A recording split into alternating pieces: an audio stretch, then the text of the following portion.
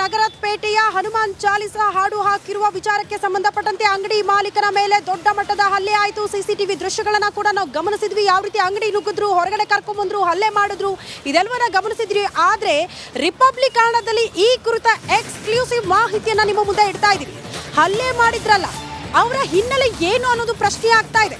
ಯಾವ ಕಾರಣಕ್ಕೆ ಬಂದು ಹಲ್ಲೆ ಮಾಡಿದ್ರು ಅನ್ನೋ ಕಾರಣಕ್ಕೆ ಸ್ಪಷ್ಟ ಉತ್ತರ ಸಿಕ್ತು. ಹನುಮಾನ್ ಚಾಲಿಸಾ ಹಾಡು ಹಾಕಿರುವ ವಿಚಾರಕ್ಕೆ ಹಲ್ಲೆ ಮಾಡಿದ್ದಾರೆ. ಬಟ್ ಅವರ ಉದ್ದೇಶ, ಅವರ ಹಿನ್ನೆಲೆ, ಎಲ್ಲದರ ಬಗ್ಗೆ ಕೂಡ ಎಕ್ಸ್ಕ್ಲೂಸಿವ್ ಮಾಹಿತಿಯನ್ನ ರಿಪಬ್ಲಿಕ್ ಕನ್ನಡ ನಿಮ್ಮ ಮುಂದೆ ಇಡ್ತಾ ಇದೆ. ಈ ಪ್ರಕರಣದ ಸಂಬಂಧ ಇವರನ್ನ ಆಲ್ರೆಡಿ ಪೊಲೀಸರು ಅರೆಸ್ಟ್ ಮಾಡಿದ್ದಾರೆ. ಕಬ್ಬನ್ ಪಾರ್ಕ್ ನಿವಾಸಿ ಆಗಿದ್ದಾರೆ ಸುಲೈಮಾನ್. ಈಗ ಸುಲೈಮಾನ್ ಒಬ್ಬ ಬಂಧಿತ ಆರೋಪಿ. ಈ ಪ್ರಕರಣದಲ್ಲಿ ಆತ ಕಬ್ಬನ್ ಪಾರ್ಕ್ ನಿವಾಸಿ ಆಗಿದ್ದಾನೆ ಅನ್ನುವಂತಹ ವಿಚಾರ. ಈತರ ಹಿನ್ನೆಲೆ ಗಮನಿಸಿದ್ರೆ ನೋಡಿ, ಎಷ್ಟು ಕಿಡ್ನಾಪ್ ಮತ್ತು ಸುಲಿಗೆ ಕೇಸ್, ಈತ ಈ ಪ್ರಕರಣಗಳಲ್ಲೂ ಕೂಡ ಅರೆಸ್ಟ್ ಆಗಿದ್ದ ಅನ್ನುವಂತಹ ವಿಚಾರ ಬೆಳಕಿಗೆ ಬರ್ತಾ ಇದೆ. ಹಲ್ಲೆ ಪ್ರಕರಣದ A1 ಆರೋಪಿ ಆಗಿದ್ದಾನೆ ಸುಲೈಮಾನ್. ಆತನ ಹಿನ್ನೆಲೆ ಗಮನಿಸಿದ್ರೆ ನಿಜಕ್ಕೂ ಆತಂಕ ಸೃಷ್ಟಿ ಆಗ್ಬಿಡುತ್ತೆ. ಕಾರಣ ಕಿಡ್ನಾಪ್ ಮತ್ತು ಸುಲಿಗೆ ಕೇಸ್, ಈ ಪ್ರಕರಣದಲ್ಲೂ ಕೂಡ ಆತ ಅರೆಸ್ಟ್ ಆಗಿದ್ದ ಅನ್ನುವಂತಹ ವಿಚಾರ. ಹಲ್ಲೆ ಪ್ರಕರಣದ A1 ಆರೋಪಿ ಸುಲೈಮಾನ್. ಕಬ್ಬನ್ಪೇಟೆಯ ಮತ್ತೊಬ್ಬ ನಿವಾಸಿ ಶಹನ್ವಾಜ್ ಹಿನ್ನೆಲೆಯನ್ನು ಕೂಡ ನಾವು ಗಮನಿಸಬೇಕಾಗಿದೆ. ಪಿಜ್ಜಾ ಡೆಲಿವರಿ ಬಾಯ್ ಆಗಿದ್ದಾನೆ ರೋಹಿತ್. ಕಬ್ಬನ್ಪೇಟೆಯ KS ಲೈನ್ ನಿವಾಸಿ ಜಾಹಿದ್ ಅನ್ನೋದ್ರ ಡೀಟೇಲ್ ಸಿಗ್ತಾ ಇದೆ. ಮೆಡಿಕಲ್ ಶಾಪ್ನಲ್ಲಿ ಕೆಲಸ ಮಾಡ್ತಾ ಇದ್ದಾನೆ ತರುಣ್. ಈ ಕೆಲವರ ಹೆಸರಿನ ಬಗ್ಗೆ ಅನುಮಾನಗಳಿದೆ. ಮುಖೇಶ್ ಅವರು ಹೇಳೋ ಪ್ರಕಾರ 2 ಹೆಸರು ಕೊಟ್ಟಿದ್ದೀನಿ ಅಂತ, ಬಟ್ ಉಳಿದವರ ಹೆಸರು ಹೇಗೆ ಸೇರ್ಪಡೆ ಆಯಿತು ಅನ್ನೋಂಥ ಅನುಮಾನ. ಅದರಲ್ಲಿ ತರುಣ್, ಜಾಹಿದ್, ರೋಹಿತ್.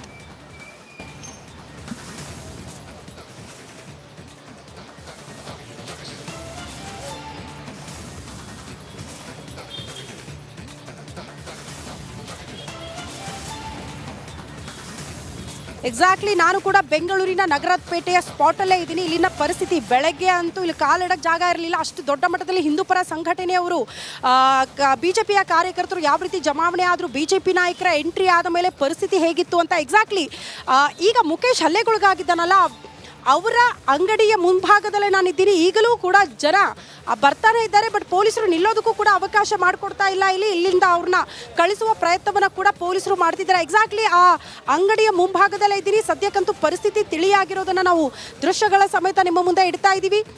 ಇದೇ ಅಂಗಡಿ, ಮುಖೇಶ್ ಅವರ ಅಂಗಡಿ. ಇಲ್ಲಿಯೇ ಹನುಮಾನ್ ಚಾಲಿಸಾ ಹಾಡು ಹಾಕಿರೋದು. ಏಕಾಏಕಿ ಬಂದ್ರು, ಪ್ರಶ್ನೆ ಮಾಡಿದ್ರು, ಕೂಡಲೇ ಅದನ್ನ ಆಫ್ ಮಾಡಿ, ಇಲ್ಲ ಹಲ್ಲೆ ಮಾಡ್ಬಿಡ್ತೀವಿ ಅಥವಾ ಹೊಡೆದ್ ಬಿಡ್ತೀವಿ ಅಂತೆಲ್ಲ ಬೆದರಿಕೆ ಹಾಕಿದ್ರು. ನಂತರ ಏಕಾಏಕಿ ಒಳಗಡೆ ನುಗ್ಗಿ 6 ಜನ ಮುಖೇಶ್ನನ್ನ ಹೊರಗಡೆ ಎಳೆದು ತಂದು ಯಾವ ರೀತಿ ಹಲ್ಲೆ ಮಾಡಿದ್ರು ಅನ್ನೋದನ್ನ ಗಮನಿಸಿದೀವಿ. ಮತ್ತೊಂದು ದೃಶ್ಯ, ಈಗ ಎಲ್ಲೆಲ್ಲೂ ಕೂಡ ಪೊಲೀಸರ ಸರ್ಪಗಾವಲರ ಕೂಡ ದೃಶ್ಯಗಳ ಸಮೇತ ನಿಮ್ಮ ಮುಂದೆ ಇಡ್ತಾ ಇದೀವಿ.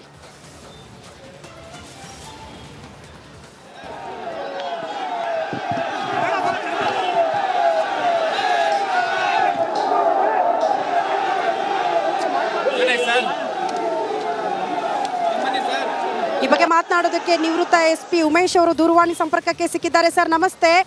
ಸದ್ಯ ಈ ಪ್ರಕರಣದಲ್ಲಿ ದಾಖಲಾಗಿರುವಂತಹ ದೂರು, ಅವರ ಹಿನ್ನೆಲೆಯನ್ನು ನಾವು ಗಮನಿಸ್ತಾ ಇದ್ವಿ. ಸರ್, ಫಸ್ಟ್ ರಿಯಾಕ್ಷನ್ ಈ ಬೆಳವಣಿಗೆಗೆ ಸಂಬಂಧಪಟ್ಟಂತೆ? ನೋಡಿ, ಸಾಮಾನ್ಯವಾಗಿ ಏನಾಗುತ್ತೆ ಅಂದ್ರೆ, ಆ ಭಾಗದಲ್ಲಿ ಯಾವುದು ಈ ಯಲಸೂರ್ ಗೇಟ್ ಪೊಲೀಸ್ ಠಾಣಾ ಮತ್ತು ಚಿಕ್ಕಪೇಟಾ ಪೊಲೀಸ್ ಠಾಣಾ ಭಾಗದ ಒಂದು ಇದರಲ್ಲಿ ಇಂಪಾರ್ಟೆಂಟ್ ಏರಿಯಾ ಬಂದು ಜುಮ್ಮಾ ಮಸ್ಜಿದ್ ರೋಡು. ಯಾಕೆಂದ್ರೆ ಆ ರಸ್ತೆನಲ್ಲಿ ಎಲ್ಲಾ ತರವಾದಂತಹ ಜನಗಳು ಅಲ್ಲಿ ವ್ಯಾಪಾರಗಳು ಮಾಡ್ತಾರೆ. ಜುಮ್ಮಾ ಮಸ್ಜಿದ್ ರೋಡು, ಅದಕ್ಕೆ ಅಡ್ಜಸೆಂಟ್ ಆದಂತಹ ಸಿದ್ದಣ್ಣ ಗಲ್ಲಿ ಇರ್ಬೋದು, ಈ ಕೆಳಗಡೆ ಬರ್ತಕ್ಕಂಥ ಎಲ್ಲಾ ಗಲ್ಲಿಗಳಲ್ಲೂ ಸಹ ಈ ಇಂಡಿಯಾ ದೇಶದಲ್ಲಿ ಎಷ್ಟು ಜನ ಜಾತಿ ಇದ್ದಾರೋ ಅಷ್ಟು ಜಾತಿ ಜನ ಅಲ್ಲಿ ವ್ಯಾಪಾರಗಳು ಮಾಡ್ತಾರೆ. ಆ ಒಂದು ಯಲಸೂರ್ ಗೇಟ್ ವಿಭಾಗದಲ್ಲಿ ಅತ್ಯಂತ ಸೂಕ್ಷ್ಮ ಪ್ರದೇಶ ಅದು. ಪ್ರತಿ ದಿವಸನೂ ವ್ಯಾಪಾರ ಮಾಡ್ಕೊಳ್ತಾರೆ, ಹೊಟ್ಟೋಗ್ತಾರೆ. ಆದ್ರೆ ಇಂಥದ್ದಾದಾಗ, ಈ ತರ ಒಂದು ಚಟುವಟಿಕೆಗಳು ನಡೀತಾವೆ ಅಂತ ಅನ್ನುವಂಥದ್ದಾಗ ಬಹಳ ಅತ್ಯಂತ ನಾವು ಅದನ್ನ ಇದಾಗಿ ತಗೋಬೇಕಾಗ್ತದೆ. ಈ ವಿಚಾರದಲ್ಲಿ ನೋಡಿ, ನಮ್ಗೆ CCTV ಫುಟೇಜಲ್ಲಿ ಏನ್ ಸಿಗ್ತದೆ ಮತ್ತೆ ವಿಡಿಯೋಗಳಲ್ಲಿ ಏನ್ ಸಿಗ್ತದೆ ನಮ್ಗೆ ಗೊತ್ತಾಗ್ತದೆ.